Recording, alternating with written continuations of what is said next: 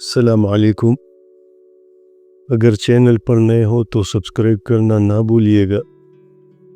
کہانی کو پورا سن لیجئے گا، پھر آپ کو سمجھ آئے گی کہ کہانی میں کیا ہے۔ اور ایک اب دہانی کرا دو، اگر آپ کے پاس کوئی ایسی ہارر سٹوری ہے، خوفناک کہانی ہے، جنات کی کہانی ہے، تو ڈسکرپشن میں میرا واٹس ایپ نمبر ہے، آپ اس پہ میرے ساتھ شیئر کر سکتے ہیں، میں اس کو اپنے یوٹیوب چینل پہ اپلوڈ کر لوں گا۔ تو چلیے سٹوری سٹارٹ کرتے ہیں۔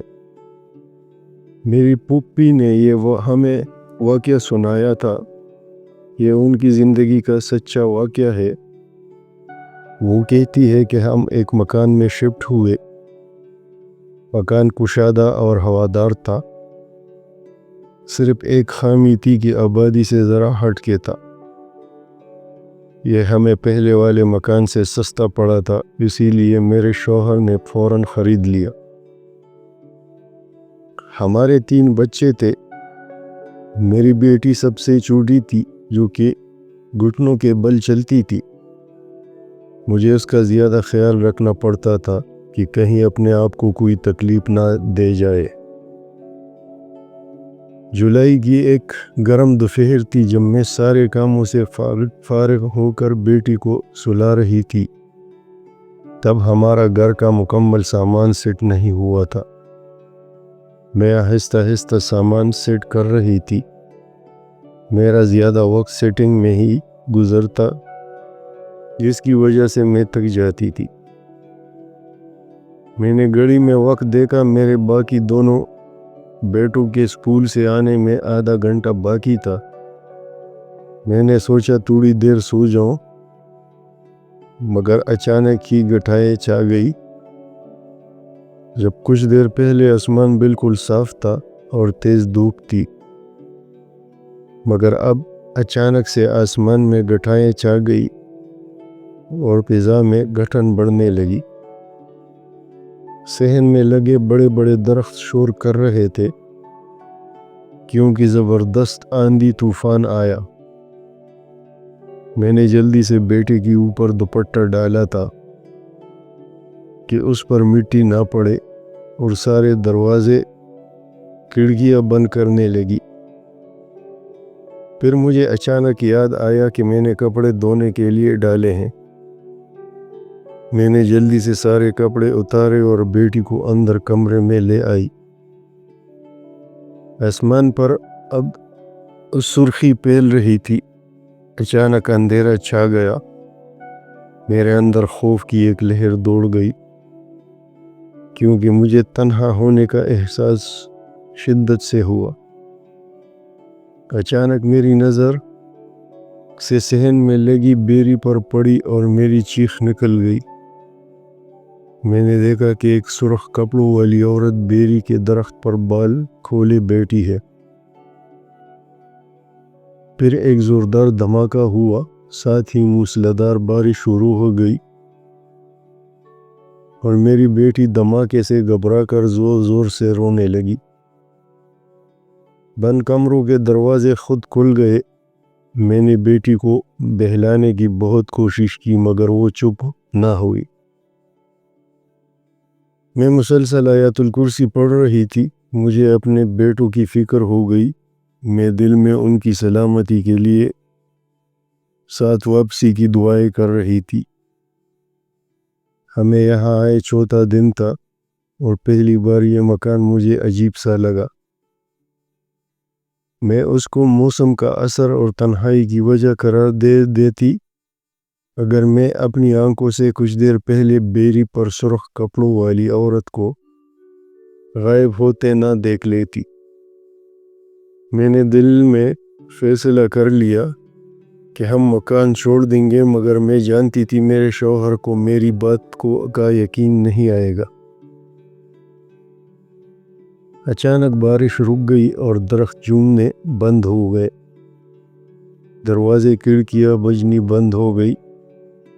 بیٹی بھی چپ ہو گئی۔ میں نے چاروں کھول پڑھ کر بچی کے گرد حصار کیا۔ بارش بند ہو گئی تھی، مگر اندھیرا سا باقی تھا۔ اچانک میری نظر برآمدے کے کسی دوسرے کونے میں بچھی چارپائی پر پڑی تو میں کام کر رہ گئی۔ وہاں پر ہونے سے قد کی ایک مخلوق تھی۔ وہ آدمی خاکی رنگ کی چادر اوڑھے کرخت چہرے کے ساتھ خاموش بیٹھا تھا۔ اس کے ماتھے پر ہندو کی تلک لگی ہوئی تھی، سرخ رنگ کی تلک جو بالکل خون لگتی تھی۔ میرے رونگٹے کھڑے ہو گئے۔ اتنا خوف آیا کہ میں قرآنی آیات بھی نہ پڑھ سکی۔ وہ آدمی بھی جلدی غائب ہو گیا۔ میں اتنا خوفزدہ تھی کہ کچھ سمجھ نہ پائی۔ اتنی دیر میں دروازے پر سکول وین کا ہارن بجا اور اندھیرا ایسا غائب ہوا جیسے ہوا ہی نہ تھا۔ سورج پہلے کی طرح گرمی دکھانے لگا۔ زمین بالکل خشک تھی۔ لگتا ہی نہ تھا کہ آدھا گھنٹہ پہلے بارش ہوئی ہے۔ میں نے کانپتے ہاتھوں سے گیٹ کھولا۔ دونوں بیٹے میری حالت سے بے خبر ماما کہہ کر مجھے سے لپٹ گئے۔ ان کو تو کھانا کھلا کر سلا دیا مگر میری نیند حرام ہو گئی۔ میں کسی کام سے اسٹور گئی تو وہاں کچے گوشت کی بدبو آنے لگی۔ میرا جی متلانے لگا۔ میں جلدی سے واپس آ گئی۔ شام کو شوہر آئے تو ان کو کہا کہ آج بہت زور سے بارش ہوئی تھی۔ وہ مجھے یوں دیکھنے لگے جیسے میں پاگل ہو گئی ہوں۔ بولے آج تو چمکتا ہوا تیز گرم دن تھا۔ میں نے ان کو ساری بات بتائی تو وہ فکر مند ہو گئے۔ کہنے لگے مہنگائی بہت ہو گئی ہے، شکر کرو سستے میں گھر مل گیا۔ کچھ بھی نہیں ہوگا، بس تم نماز تلاوت کی پابندی کر کے صفائی کا خیال رکھا کرو، وہم نہ کیا کرو۔ یہ بھی غنیمت تھا کہ شوہر نے پوری طرح میری بات کو رد نہیں کیا تھا، جبکہ وہ ایسی باتوں پر یقین نہیں رکھتے تھے۔